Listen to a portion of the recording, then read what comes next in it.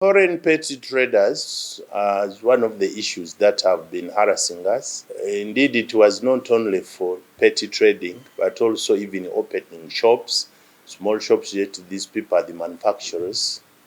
It was evident that the investment code requirements do not allow people to deviate from the licenses they got to manufacture and then go into distribution of any nature.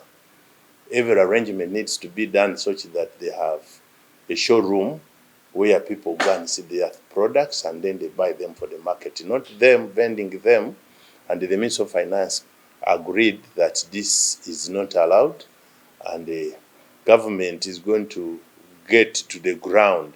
In fact, they have already gotten to the ground, because the Ministry of Trade and Industry, KCCA, and the other local government authorities have met to see how they are going to enforce, to see that all the foreigners doing business here are doing it legally, according to what tools or licenses they got to operate. This is very tangible, and we think we are going to follow up after 2 weeks from the date we set this to know how much this has been achieved. Definitely, if there is anything outside the country that is affecting anybody, the world is a village. Definitely, you don't know where the goods that come to Mombasa or Dar es Salaam pass. You don't know how many people do the reductions in the importation and travel of these goods. Although it is not very physical that we have been able to quantify how much we are affected, but psychologically and practically, there must be some negative aspect of it. Somebody somewhere might have refused to release the goods to move, and this causes some shortage of a kind. It is not yet felt physically that we can tell you how much volume we have lost as a result of these attacks, but I think soon we shall be able to document this and state how much we have lost as a result. It is very unfair, and people must know that Uganda is signatory to the WTO GATT Evaluation Agreement, where we must be adhering to the rules of the game.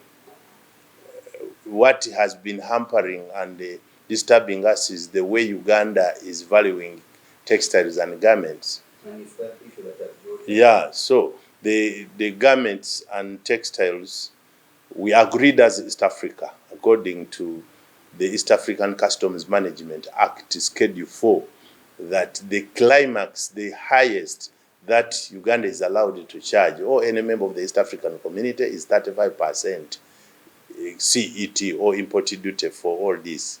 Uganda, unfortunately, is levying in kilos. So we asked the government, Minister of Finance and URA, to remove anything that is being weighed in kilos, yet for us we buy in pieces. So this, yeah, they had removed, but there is a list of 47 lines, which they think is protecting the local industries, which is not so true, because it is very, very minimal. What is being produced here does not even reach 3%. So if they want people to pass naked, this is not the purpose. So we agreed that this is going to be reduced, the list of 47.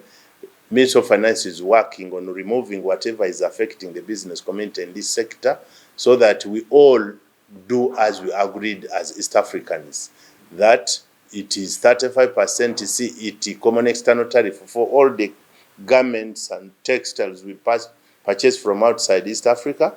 You pay 35%. If you pay 3.5 per kilogram, it multiplies like 4 times. A container that would be paying, for example, 150 millions goes to over 450 millions, and this is what is causing the challenge. Minister of Finance agreed, and in under 10 days, we are receiving feedback. If it goes beyond this, we shall again call the meeting of traders. We see what to do next. But we hope that the government is going to do the needful and remove those items that are causing us the havoc in this, and we charge as East Africans agreed to.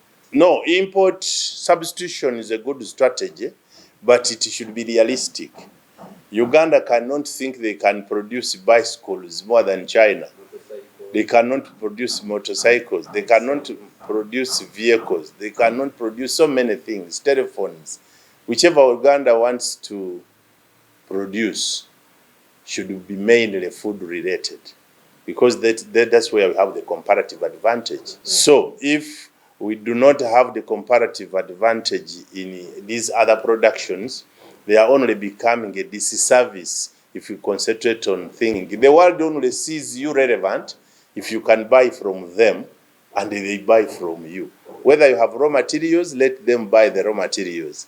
If you have finished goods in that aspect, drinks, coffee, tea, all this, we have a comparative advantage. We can concentrate more on that, but you cannot produce any better vehicles than Japan.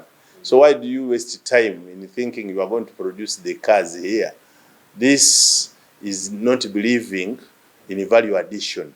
So we think that we must do value addition, buy Uganda and build Uganda, but also we must be cognizant of the fact that the world became a global village. I buy from you, you buy from me.